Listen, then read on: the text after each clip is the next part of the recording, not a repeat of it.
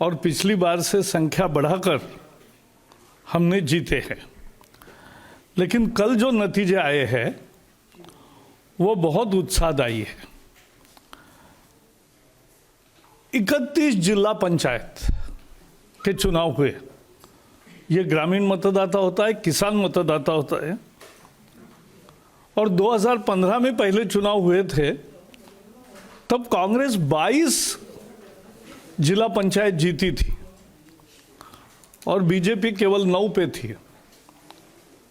लेकिन इस बार बीजेपी ने 31 के 31 जिला पंचायत जीते हैं और वहां सत्ता में आई है और कांग्रेस का सुपड़ा साफ हो गया, 0। तो ये एक बड़ा परिणाम हुआ। उसमें सीट की संख्या,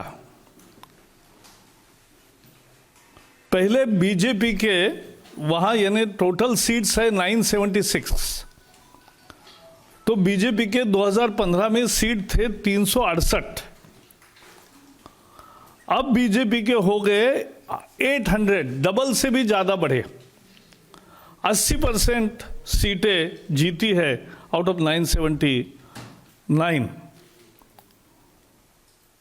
तो ये बहुत बड़ी सफलता है। मैं आंकड़े इसलिए बता रहा हूं क्योंकि उसकी भव्यता जो है, विजय का जो मार्जिन्स है, वो समझते हैं तब जनता कहां खड़ी है, जनता क्या सोचती है और कांग्रेस क्या बोलती है, इसका ये उत्तर है। कांग्रेस को लगभग 1000 सीटों में केवल 169 सीटें मिली, कुछ नहीं मिली जिला पंचायत की। अब आइए तालुका पंचायत पर। यहां तालुका पंचायत 231 है, बीजेपी ने 196 जीते हैं। केवल 35 तालुका पंचायत में बीजेपी सत्ता में नहीं आई, बाकी सभी जगह बीजेपी सत्ता में आई। 231 में 196 और कांग्रेस केवल 18 जगह आई। इसका अगर विधानसभा में परिवर्तित करते हैं कि कल के रिजल्ट, क्योंकि सभी जिलों में हुए, तो गुजरात में आपको मालूम है विधानसभा के 182 सीट है, ये 155 सीटों में लीड है।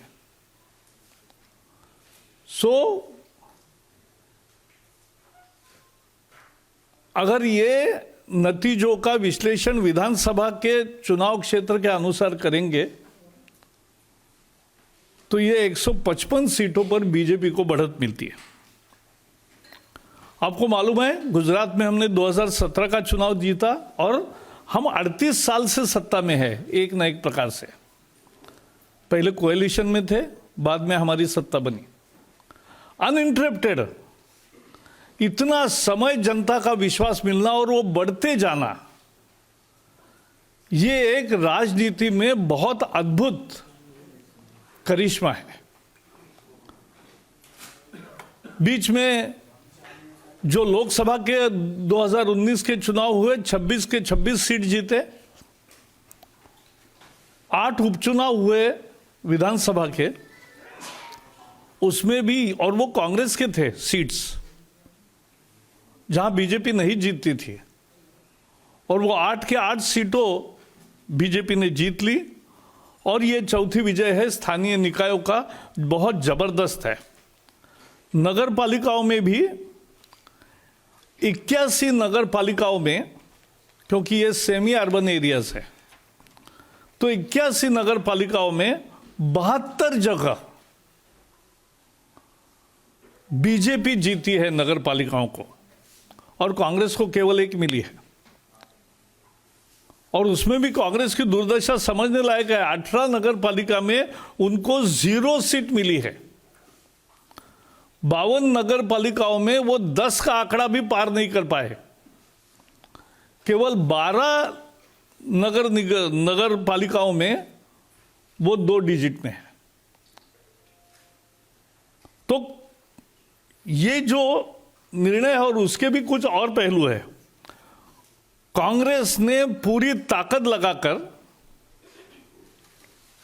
इस बार अपने दिग्गज नेता, कुछ विधायक तो खुद खड़े रहे नगर पालिका के चुनाव में, और कुछ उनके परिवार के सदस्य खड़े रहे, लेकिन ऐसे सारे उम्मीदवार हार गए।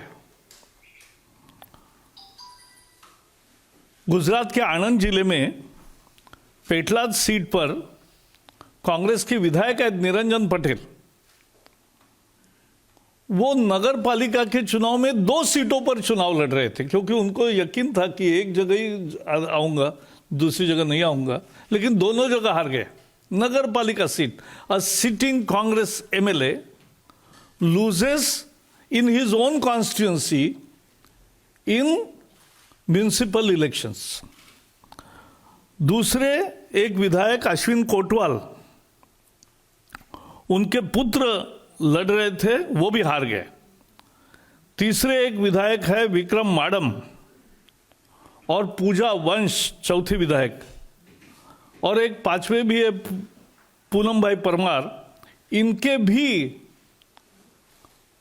फैमिली मेंबर्स चुनाव पूरी तरह से हार गए हैं। अर्जुन मोदवाडिया जो पूर्व अध्यक्ष है, अभी राज्यसभा में है, उनके भाई ने चुनाव लड़ा, वो भी हार गए। जो वहां भारतीय ट्राइबल पार्टी है, नई पार्टी है, उसके अध्यक्ष है छोटू वसावा, उनके पुत्र दिलीप वसावा भी हार गए। और पूरे ट्राइबल बेल्ट में ये चुनाव हुआ, और ट्राइबल बेल्ट में सभी जिला परिषद, पंचायत समिति और नगर पालिका क्षेत्रों में भारतीय जनता पार्टी को शानदार सफलता मिली। और इसलिए इसका अर्थ क्या है? इसका अर्थ है कि लोगों का नरेंद्र मोदी जी पर प्यार और विश्वास कायम है। इन चुनाव नतीजों का अर्थ है कि विकास और काम के लिए मतदाता वोट करते हैं। इस विजय का अर्थ है कि ये किसानों का वोट है। किसान खेती के सुधारों के साथ है। यह ऐसी विजय नहीं मिली है। कांग्रेस ने पूरे ग्रामीण इलाकों में केवल एक मुद्दा चलाया, खेती के नए कानून। यह तो मूलभूत सुधार, अच्छे सुधार है, किसानों के फायदे में है। गुजरात का वर्डिक्ट आ गया कि यह किसानों के फायदे में है। और कांग्रेस ने तो नगर निगमों में और नगर पालिका में गैस, कुकिंग गैस लेकर एलपीजी गैस का ही स्टेज बनाते थे और एलपीजी गैस पर ही माइक रखते थे। सब नाटक की है, लेकिन कुछ दाल नहीं गली, कुछ भी नहीं साध्य हुआ। निगेटिव कैंपेन जनता को पसंद नहीं है। और जिस तरह से कल या पिछले सप्ताह जिस तरह से आसाम में राहुल गांधी ने गुजरात की बदनामी की, गुजरात के व्यापारी, ऐसा कहकर जो आसाम में भाषण किया, यह निगेटिव कैंपेन जनता को पसंद नहीं है। और यह हमारी जो पार्टी सीआर पाटिल अभी अध्यक्ष है, सीआर पाटिल के नेतृत्व में जो टीम है, उन्होंने जो पन्ना प्रमुख, यानी स्थानीय चुनाव में भी इतना पार्टी एक्टिव थी कि गृह मंत्री अमित शाह भी अपने बूथ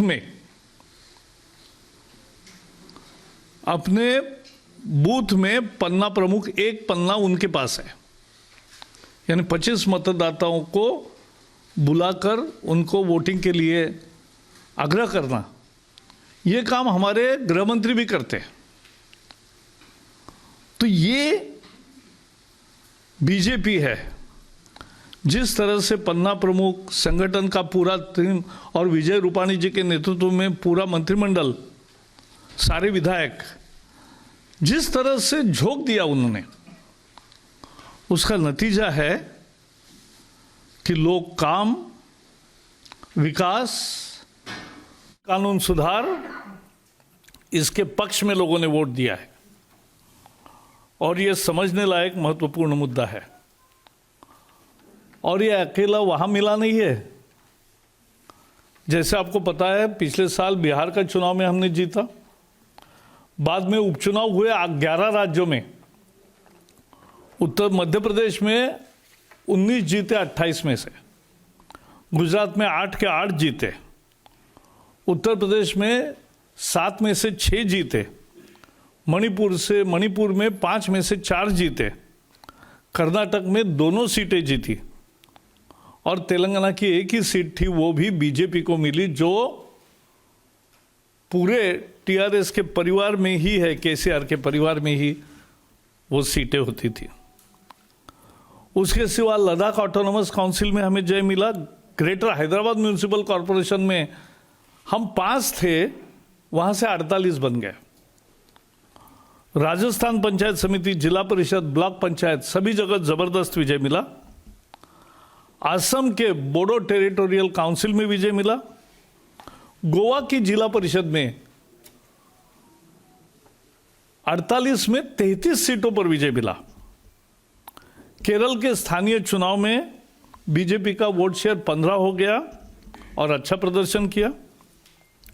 जम्मू कश्मीर में सबसे बड़ी पार्टी 75 सीटें जीतकर बीजेपी हुई। अरुणाचल में एक तरफा विजय मिला है और ये गुजरात में भी एक तरफा है। लोग देश की भलाई चाहते और लोग मोदी जी का विकास का मॉडल और खासकर दूसरे कार्यकाल में जिस तरह से वो समाज में सुधार, देश के कानून व्यवस्था में और बाकी में प्रमुख सुधार ला रहे हैं अर्थव्यवस्था में, इसका परिणाम देश के लिए अच्छा होगा, ये जनता को विश्वास है। और इसीलिए ये चुनाव का स्थानीय चुनाव था लेकिन इम्पोर्टेंट था और इसलिए इससे एक मैसेज मिलता है देश भर के लिए, किसानों के लिए भी, बाकी लोगों के लिए भी। और इसलिए ये आज मैंने विषय रखा। इतना ही मुझे कहना है। इस चुनाव के संबंध में कुछ है तो पहले सवाल पूछो, बाकी सवाल आपके मन में होंगे वो बाद में। नहीं, वो इस चुनाव के संबंध में बात है। नहीं, वो दूसरा चुनाव है ना। पहले गुजरात का कुछ है सवाल तो पूछे। हाँ, नहीं वो तो ऐसा है, दिल्ली के बारे में एक ही कहूंगा, जिसके सीट जिसको थे वो गए, उसमें क्या हुआ है? सर लेकिन शालीमार बाग हार गए हैं आप। नहीं वो ठीक है। हाँ, सर राहुल गांधी ने कहा है कि जो इमरजेंसी लगाई गई थी, आखिरकार पूर्व कांग्रेस पार्टी के राष्ट्रीय अध्यक्ष ने माना कि ये गलती थी। अब सवाल ये है कि इतने सालों बाद उनको क्यों ये मानना पड़ा कि ये गलती है, इसके क्या मतलब? इस पर मैं आज ज़्यादा टिप्पणी नहीं करना चाहता। उसका जो अगला वाक्य है वो बहुत महत्वपूर्ण है। वो है कि उसमें हमने इंस्टीट्यूशन को कोई तकलीफ नहीं दी, सारे इंस्टीट्यूशंस बंद किए, सारा संगठन की आज़ादी खत्म की, सारे पार्टियों पर एक तरह से बैन आ गया, सारे एमपीज और एमएलएज को भी गिरफ्तार किया, लाखों लोगों को बंदी में डाला और उसके साथ साथ न्यूज़पेपर की आज़ादी खत्म की। इंस्टीट्यूशन को हमने नहीं बिगाड़ा, ये कहना हास्यास्पद है। सर राहुल गांधी पर ये सर, राहुल गांधी ने आरएसएस की तुलना पाकिस्तान में जो कट्टरपंथी मदरसे हैं जो जिहाद सिखाते हैं उनसे की है और कहा है आरएसएस एक खास तरह की विचारधारा। राहुल गांधी को आरएसएस समझने में बहुत समय लगेगा। पराशर जी आपको सर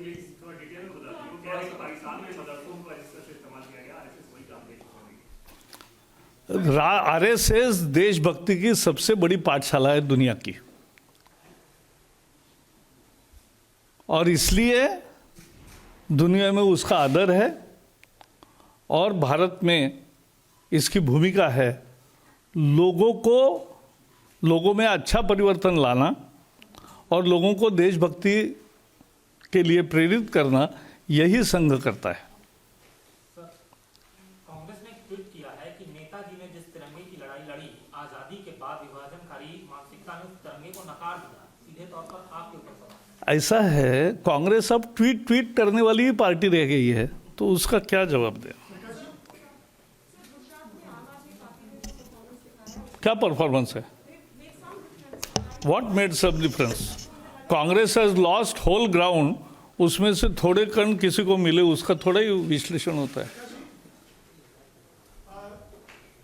इनकम टैक्स की रेड्स हुई हैं, आपसी पन्नों पर हमला कश्यप पर। कांग्रेस का ये कहना है जो बीजेपी की आलोचना करते हैं उन्हीं को बीजेपी टारगेट करती है। ये तो हद हो गई। जिसका भी बारे में इनकम टैक्स या जांच एजेंसियां को जानकारी मिलती है क्रेडिबल, उसी का जांच एजेंसी जांच करती है और बाद में कोर्ट में ही मसला जाता है। ऐसा थोड़ा ही है। तो बहुत बहुत धन्यवाद मित्रों।